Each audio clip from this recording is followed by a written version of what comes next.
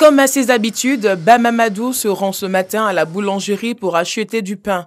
Comme lui, ils sont nombreux à suivre la même routine. Oui, c'est toujours le même prix. Ne pas changer le prix d'abord. Ici, le prix du pain reste inchangé. Contrairement à la rumeur il y a 2 semaines selon laquelle le prix du pain passerait de 150 francs à 350 francs. Le propriétaire n'a pas donné l'ordre de changer. On est toujours à 150 francs. Pour rassurer la population, le haut patronat de la boulangerie et pâtisserie de Côte d'Ivoire s'est rassemblé. Il y a une procédure spéciale pour changer le prix du pain. Et il n'y a pas d'augmentation prévue le 15 janvier. Donc le prix demeure 150 francs. À l'issue de cette rencontre, Amadou Koulibaly a été élu président de l'organisation. Sa priorité, l'assainissement du secteur. Dans un premier temps, nous allons sensibiliser nos pairs, n'est-ce pas, aux bonnes pratiques du métier, mais en même temps, revendiquer auprès des gouvernants la réglementation du douane. Le mandat du nouveau président est de 4 ans, renouvelable qu'une seule fois. Sur toute l'étendue du territoire national, l'on compte plus de 1500 boulangeries et pâtisseries. Allez, si c'est moi qui vais ça et pris, il faut serrer moi.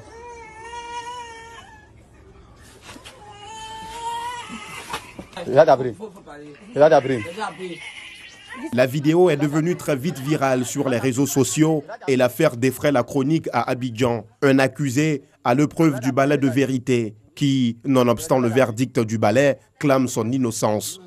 En Côte d'Ivoire, cette pratique est bien courante et bien connue. Sur quoi repose-t-elle? Est-elle fondée? Pour en savoir davantage, direction Port-Boué, à quelques encablures du cimetière municipal. Nous retrouvons Dame Zerbo, la praticienne de la vidéo. Avant de s'ouvrir à notre équipe de reportage, elle interroge sa science.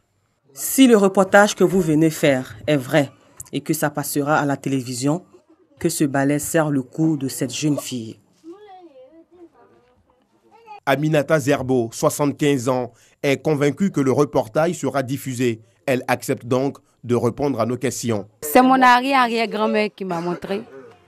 Il y a très longtemps de cela. Je ne gauche pas de poulet, ni rien, ni de mouton. C'est le balai simple. J'invoque le nom de Dieu.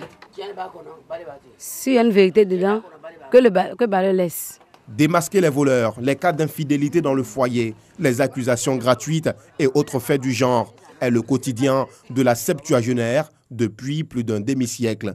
Et pour bénéficier de ces services, il faut débourser entre 5 000 et 7 000 francs CFA. Tout allait bien pour elle jusqu'à ce jour où sa technique est remise en cause. Je ne crois pas, c'est leur affaire. Ce n'est pas ma affaire, c'est leur affaire. Si tu viens dire il y a quelqu'un qui a trompé toi, ouais, quelqu'un t'a fait toi mon vieux, juste en fait, s'il a travaillé la personne dit s'il ne croit pas là, il ne peut pas dire avec son affaire.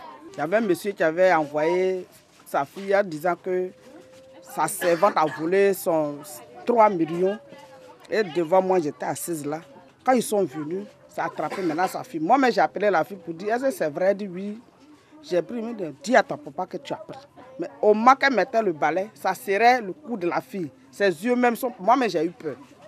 J'ai dit, mais dis la vérité. Après, quand le balai l'a laissé, elle dit oui, c'est moi. Nous retrouvons l'accusé sur son lieu de travail à Koumassi. Didier de Versailles, de son vrai nom, Blanchard Kakou, est catégorique. Il n'est pas l'auteur du vol de 50 000 francs CFA survenu dans la cave. La présence, voilà, le gérant m'a convoqué là-bas, c'était plus fort que moi. Parce que si je ne me rendais pas là-bas, c'était la honte totale pour moi. Donc il faut que je me rende là-bas, c'est pourquoi j'ai pris le transport. Puis on est allé. Et puis on est allé. Là c'est passé, le balai m'a serré. Mais je croyais en moi que quoi, c'était pas moi. Jusqu'en 2 fois, je croyais en que c'était pas moi. Jusqu'en, bon, on t'appelait. Bon, les gens commencent à se moquer, ça se moquait. Bon, j'étais trop tranquille. J'ai toujours dit à Dieu que Dieu fait mon part là. Je n'ai jamais pris les 50 000, jamais. Ça fait 4 ans que je suis ici. Si j'ai besoin de l'argent, je venais que voir mon boss. Il va me donner l'argent. Je n'ai pas fait ça. De cette expérience, l'infortuné tire des leçons. Tu m'as montré que là, l'avion, c'est jamais. Il faut attendre à tout. Il y a des innocents qui vivent à la Maca là-bas. Mais ils sont innocents. Je n'ai pas fait une semaine sans gagner 100 000. Donc j'étais tellement convaincu de moi, quoi. Voilà. Puis Dieu a fait le palabre. Je pleurais matin et le soir je ris. C'est la grâce de Dieu. Le ballet de la vérité dit-il toujours la vérité? Doit-on se fier à son verdict? Des questions qui divisent les Abidjanais. Moi j'y crois, parce que j'ai déjà participé à ces genres de trucs-là. J'étais là et puis j'ai vu le balai même attraper le cou de la personne, juste à ce que cette personne a pleuré. J'y crois pas. Je sais que ça existe parce qu'on est en Afrique, mais j'y crois pas. C'est d'être méchant de la part de l'homme noir, quoi. En tout cas, vraiment, la prochaine fois, qu'il reste en famille, quoi. Sinon, vraiment, moi, je crois pas ça. Je crois à ce que le balai puisse attraper le cou de quelqu'un pour une histoire de dire s'il a pris des objets ou pas. Sur la toile, les témoignages fusent, se recoupent ou se contredisent autour d'une pratique africaine ancestrale qui visiblement ne fait pas l'unanimité. Pour l'heure, Didier de Versailles tire les lauriers d'une situation qui aurait pu tourner au drame. Des salons de beauté lui offrent gracieusement des soins et des particuliers de l'argent. De quoi renforcer l'adage selon lequel, à quelque chose, malheur est bon. Jamais moi! L'épisodie de grippe aviaire s'accélère dans les Landes. 200 000 canards déjà abattus et 400 000 en passe de l'être. Jusqu'à samedi matin, il y avait un lot de canards ici, un autre derrière. Et voilà, donc on ouvre la porte, on charge les canards, on les amène au camion et puis on charge les cages. Et le camion s'en va avec notre revenu. Voilà. Le virus est véhiculé par des oiseaux migrateurs et touche surtout les élevages de plein air, mais pas seulement. La claustration devait être le miracle pour résister au virus aviaire. On a vu que c'était justement dans ces bâtiments que quand ça a explosé, c'était terrible. Parce que non seulement on a claustré, mais on a mis de grandes quantités en claustration. C'est surtout ça, c'est la densité qui a piégé tout le monde, quoi. Les Landes produisent plus de 8 millions de canards par an. C'est environ un tiers de la production nationale. La situation est très préoccupante, tout simplement parce qu'on est passé à des nombreux foyers, des abattages qui sont quotidiens, intenses, et des éleveurs qui se retrouvent sans canards du jour au lendemain, sans revenus.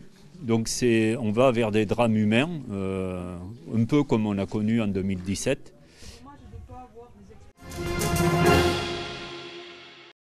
C'était jusque-là une formalité. La session de confirmation des présidents élus par le Congrès américain, une tradition ancestrale mise à mal ce mercredi par des partisans du président sortant Donald Trump qui ont envahi le temple séculaire de la démocratie américaine, le Capitole. Les images sont inimaginables.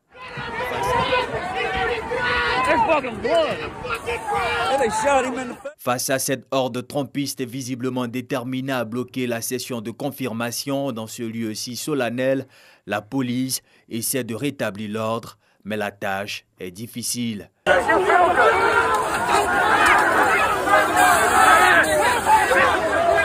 Aux alentours de midi, dans une déclaration, Donald Trump, qui avait un peu plus tôt demandé à ses partisans de se retrouver devant la citadelle de la liberté, le Capitole, les a appelés au calme, leur demandant de rentrer chez eux. De son côté, le président élu Joe Biden a dénoncé cette agression inédite de la plus vieille démocratie au monde. Après des heures de chaos, la session des deux chambres a pu reprendre et la victoire du démocrate Joe Biden a été finalement certifiée. La prestation de serment se tiendra le 20 janvier prochain.